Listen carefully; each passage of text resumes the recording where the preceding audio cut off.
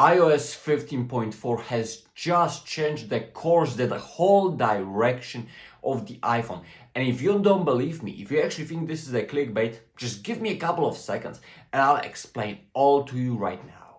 So, what exactly has really changed with iOS 15.4? Well, actually, one feature changed the whole hardware feature when it comes to iPhone 14, 15, 16, according to basic laws of logic and anything like that.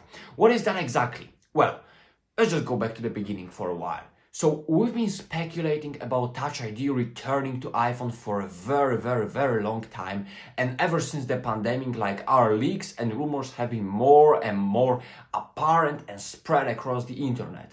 And we thought that maybe with the 12 series, maybe with the iPhone 13 series, definitely with iPhone 14 series, Apple is gonna bring back the Touch ID. But recently they have just released iOS 15.4, which now enables you to unlock your iPhone with the mask, which basically is the main complaint among people during these times, that they couldn't unlock their iPhones. And it was a big problem. That was the reason why Touch ID would be so desirable and perfect in these times.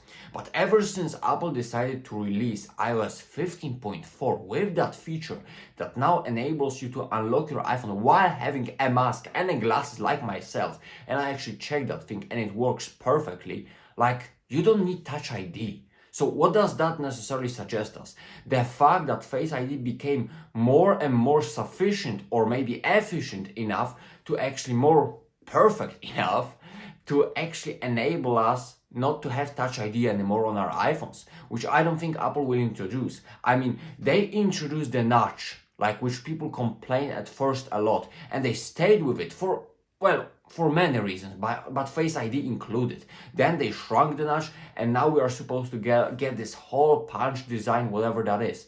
But the more I think about it, the more I realize that they invest a lot of technologies and resources into Face ID.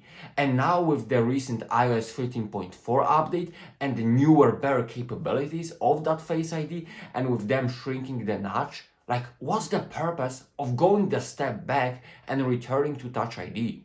It literally doesn't make sense. Apple doesn't take a step back. If anything, they always go ahead.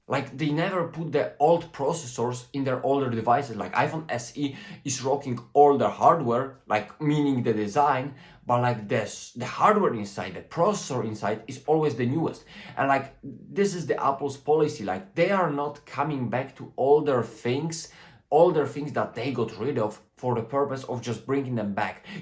That's kind of a contradiction, because they just did that with MacBooks, but still, it doesn't make sense for them to actually return to Touch ID after Face ID being so popular and now actually solving the main problem, which is unlocking with the mask. So I sincerely believe they are not coming back to Touch ID. Face ID is gonna stay, and they are gonna make it better and better and better. They are probably gonna introduce under the display Face ID, and just make it better and better. Maybe even introduce more angles, more advanced biometric security to that Face ID system, or switch to something newer. But they are definitely not bringing Touch ID back, and iOS 15.4 has just confirmed that.